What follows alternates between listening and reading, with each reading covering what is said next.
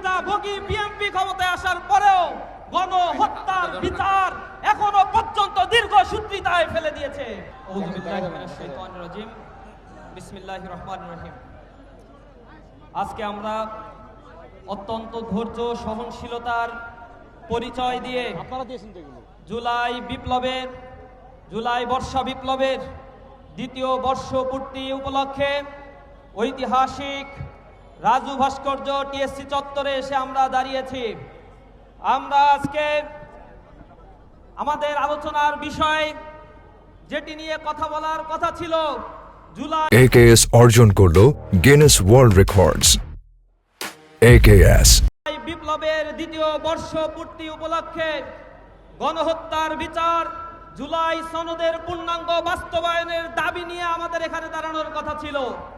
কিন্তু অত্যন্ত পরিতাপের বিষয়, আমরা দেখেছি জুলাই বিপ্লবের সবচেয়ে বেশি বেনিফিশিয়ারি সুবিধাভোগী বিএনপি ক্ষমতায় আসার পরেও গণহত্যার বিচার এখনো পর্যন্ত দীর্ঘসূত্রিতায় ফেলে দিয়েছে।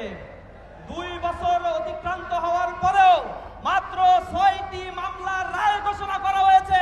কোন মামলার রায় কার্যকর তারা করতে পারে নাই, বরঞ্চ তাদের এই দুরভিসন্ধি, তাদের এই আতাত, বর্তমান সরকারের সাথে আওয়ামী লীগের এই আতাতকে ঢেকে দেওয়ার জন্য তাদের লাগামহীন দ্রব্যমূল্যের ঊর্ধ্বগতি, সন্ত্রাস, চাঁদাবাজিকে ঢেকে দেওয়ার জন্য ক্যাম্পাসগুলোকে অস্থিতিশীল করার পায়তারা তারা করেছে। গতকাল আমাদের ক্যাম্পাসগুলোতে রক্ত ঝরানো হয়েছে। আজ আমরা বলতে চাই, গতকাল যারা ক্যাম্পাসে হামলা করেছে এরা একটাও কোনো ছাত্র না, এগুলো সব ছাত্র সন্ত্রাসী টোকাই।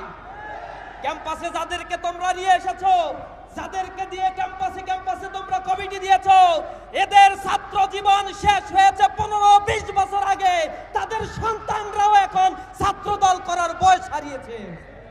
এই আদু ভাইদের দিয়ে ক্যাম্পাসের নির্বাচিত প্রতিনিধিদের গায়ে তোমরা হাত তুলেছো। নারায়ণগঞ্জ থেকে, কেরানীগঞ্জ থেকে ভাড়া করা টোকাই জঙ্গিদেরকে তোমরা নিয়ে এসেছো।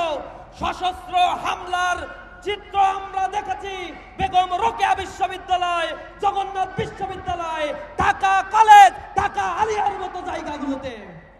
গতকাল কাপুরুষের মতো রাতের বেলায় ঘুমন্ত ছাত্রদের উপর, ঢাকা গ্রাফিক্স আর্টস কলেজের সাধারণ শিক্ষার্থীদের উপর তারা বর্বরোচিত হামলা করেছে। ক্যাম্পাসের হল দখল করেছে। তেজগাঁও কলেজের সাকিবকে মাদক কাণ্ডের সাথে জড়িত থাকার কারণে ছাত্র দলের বিরোধিতা করায় সাকিবকে তারা নৃশংসভাবে হত্যা করেছে। মাদকের বিরোধিতা করায় ঠাকুরগাঁয়ের হত্যাকাণ্ডের ঘটনা ঘটেছে। আমরা বলতে চাই, ছাত্র দলের সন্ত্রাসীদের যদি লাগাম না ধরা হয়, বিএনপি তার টোকাই বাহিনীর লাগাম না ধরে, আমরা প্রতিরোধ করে তুললে কোন ক্যাম্পাসে 10 মিনিটও দাঁড়াতে পারবে না। ইসলামী ছাত্র শিবির সহনশীলতার পরিচয় দিচ্ছে। বারবার আমরা বলার চেষ্টা করছি তাদের কেন্দ্রীয় নেতৃবৃন্দকে, আমরা ক্যাম্পাসকে শান্ত রাখতে চাই। পূর্বের সেই ফ্যাসিবাদী বন্দোবস্ত ফিরিয়ে আর আনতে চাই না। অবস্থা দৃষ্টে মনে হচ্ছে তারা ক্যাম্পাসগুলোতে আবার হল দখল, গণরুম, গেস্টরুম কালচার ফিরিয়ে আনতে চায়। কুমিল্লা বিশ্ববিদ্যালয়ে তারা গণরুম করেছে। তাদের এই গণরুমের প্রতিবাদে কুমিল্লা বিশ্ববিদ্যালয়ের সকল ছাত্র সংগঠন, সাধারণ ছাত্ররা যখন প্রতিবাদ মুখর হয়েছে, এই লেজ গুটানো কাপুরুষেরা তখন পালাতে বাধ্য হয়েছে।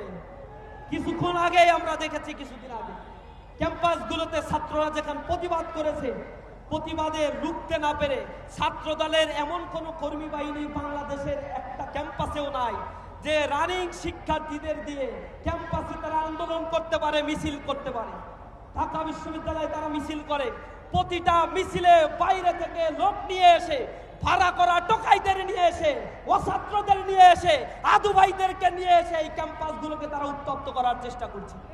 শহীদুল্লাহ হলে হামলা করা হয়েছে, বিনা উস্কানিতে, বিনা কারণে নির্বাচিত প্রতিনিধিদের গায়ে হাত দেওয়া হয়েছে।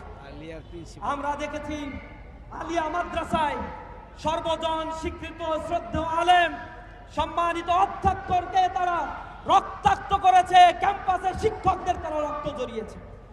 আমরা দেখেছি গতকাল জগন্নাথ বিশ্ববিদ্যালয়ে হামলার পরে আহত শিক্ষার্থীরা যখন চিকিৎসা নেয়ার জন্য ন্যাশনাল হাসপাতালে অবস্থান করছিল, সেখানে দফায় দফায় তারা ছাত্রলীগের মতো হামলা করে তারা তাদের জাত চিনিয়ে দিয়েছে।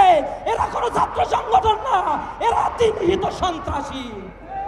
এই সন্ত্রাসীদের লাগাম টেনে ধরার জন্য প্রধানমন্ত্রীকে আমি অনুরোধ জানাচ্ছি, যদি প্রধানমন্ত্রী সন্ত্রাসীদের লাগাম টানতে ব্যর্থ হয়, ইসলামী ছাত্র শিবির ছাত্র জনতাকে সাথে নিয়ে প্রতিটা সন্ত্রাসীর দাঁত উপড়ে ফেলবে ইনশাআল্লাহ।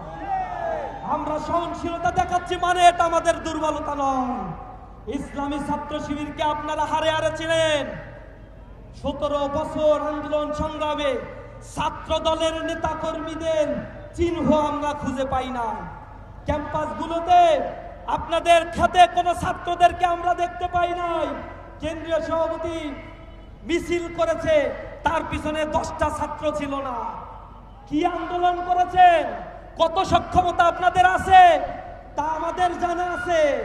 ইসলামী ছাত্র শিবির এক